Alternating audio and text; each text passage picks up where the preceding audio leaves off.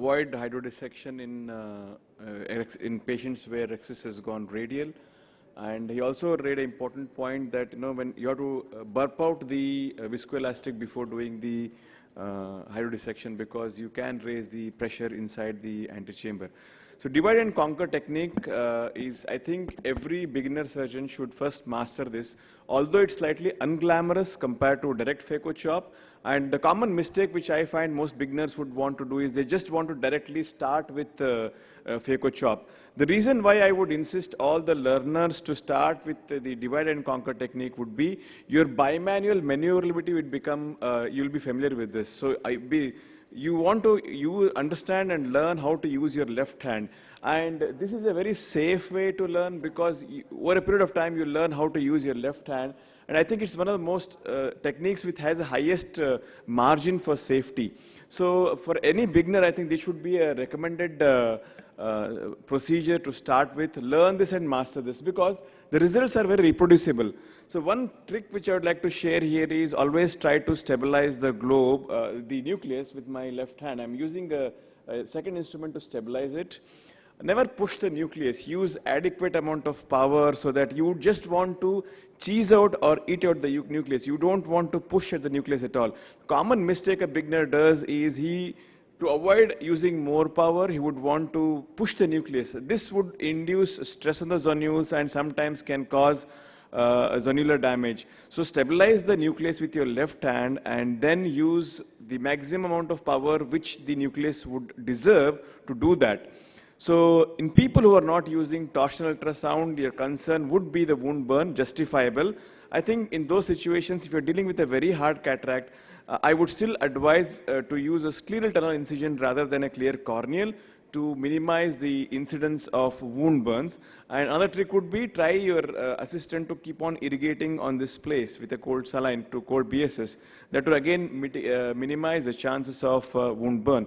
But nevertheless, I think it's a very reproducible technique, and every surgeon should, I think, master this before migrating to the phaco chop technique. The phaco chop technique obviously saves us a lot of time, and also we end up using lesser amount of power.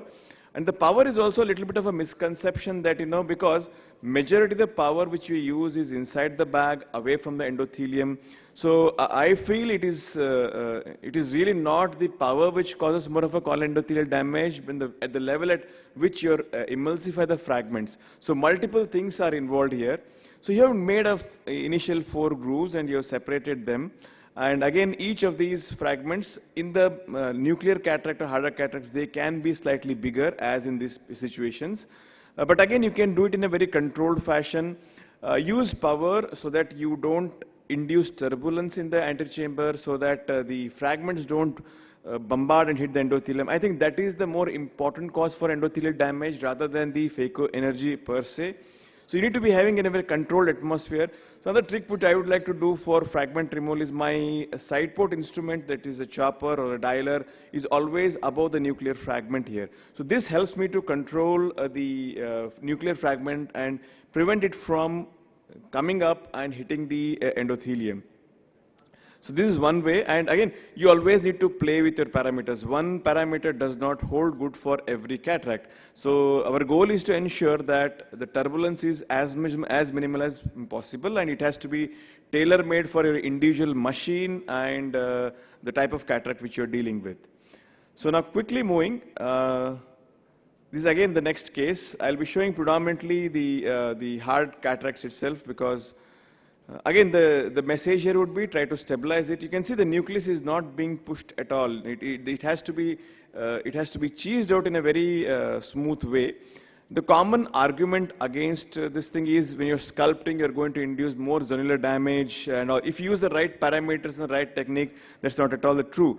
And second thing I was telling, when doing sculpting this, the energy which you're using is in the bag. It's quite far away from your endothelium. So because it is in such a controlled manner, it is reproducible for most surgeons. Only thing would be in very soft cataracts, maybe the nucleus won't just crack. Those are situations where you can use some other technique. Other than that, I think it is a safe technique to first learn and master. Simple reason is you get used to using both your hands before migrating or to your phaco chop technique. So my advice would be, another tip when you're trying to divide your nucleus, ensure that both the phaco probe and your chopper are at the bottom of your groove which you created. If you just keep on ripping it from the anterior part, it won't crack. The thicker posterior plate won't crack. So always and to just go back and reposition both your phaco probe and your the dialer or the chopper to separate it at the posterior plate. It is like chopping at multiple planes. So the harder cataract is quite challenging to even if you've done a groove, it's challenging to crack them at the posterior plate.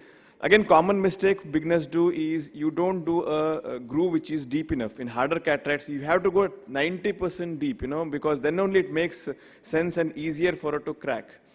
Quickly moving on to the stop and chop technique. This is a transition step, I should say, before directly going to the full direct phaco chop technique. Here the principle is going to be the same. Again, you're going to create a groove first, make it into 2 sections, and then you're going to use the chop technique. Again, I'm demonstrating a very hard cataract. Again, it's quite challenging. The trick again here would be make a very deep groove. And then you bury your phaco tip and then do a chop at multiple quadrants. I think the phaco chop will be covered in the next segment. I think stop and chop is a good balance between your 4-quadrant technique and the phaco chop technique. I insist that one should master this technique, because in hard cataracts, this is a better technique compared to direct phaco chop technique, because you have created enough space in the nucleus for you to ensure that when during further maneuvering, you don't induce any stress on the zonules. So even in case of an experienced hand, the stop and chop technique does help us out in really tough cataracts like these. Now, this is a very bulky cataract. So the idea of doing a stop and chop technique in this situation would be, I would create some space here by creating a long, deep groove. So that when I do my further chopping maneuvers, it's going to induce lesser stress on the zonules. So that's the whole idea of going back here. Again, the trick again would be, don't hesitate to create a very deep trench here. Because if you do a deep trench, your lateral separation and the breaking the posterior plate is going to be significantly less stressful on the zonules. And a small tip here, the most common mistake is you place the chopper here. This is the right way to break the posterior quadrant. I think with that, we'll move on to the next presentation, that is direct phaco chop.